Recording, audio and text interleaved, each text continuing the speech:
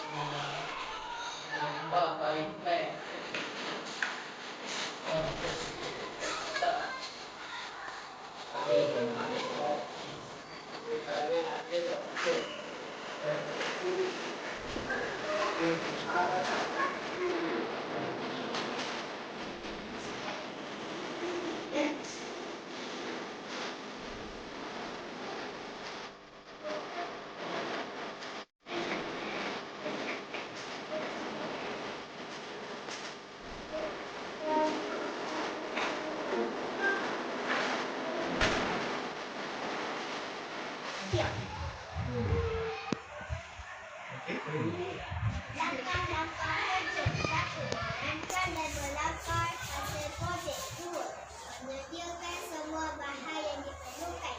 3. Mengukur dan menanda ukuran pada papan putih. 4. Satukan dan menandakan kedudukan langsung soalan di lampu jawapan. Perbaikan hasil projek. 1. Software digunakan untuk mengajar murid yang lemah untuk subjek matematik. 2. Set soalan dan jawapan boleh diubah-ubah. 3. Mendidik murid-murid supaya Ini ialah tombol untuk file dan di sini tombol untuk file. Kita boleh pilih mana-mana soalan yang kita mahu. Contohlah, saya pilih 3 darab 5. Lampu soalan yang akan menyala. Kita akan pilih jawapan di sebelah sini. Saya pilih 15. Lampu di atas akan menyala untuk menandakan jawapan anda betul. Kita akan offkan balik soalan button jawapan dan soalan. Kita pilih soalan yang lain pula. 10 tolak 6. Saya ni bukan belajar sangat. Dapat jawab lagi. Salah tak mengalir. Jadi kita kena offkan balik sistem ini dan on sistem 4. Betul.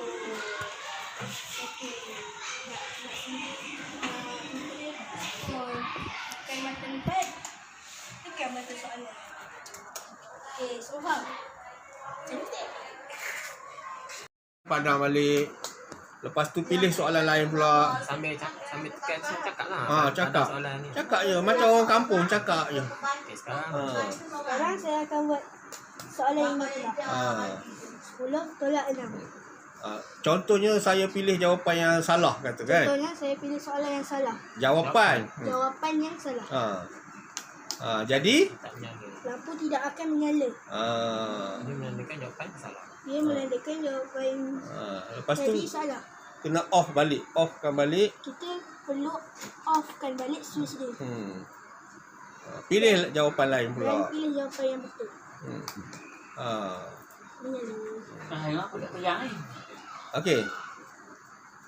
Boleh lah tu kan.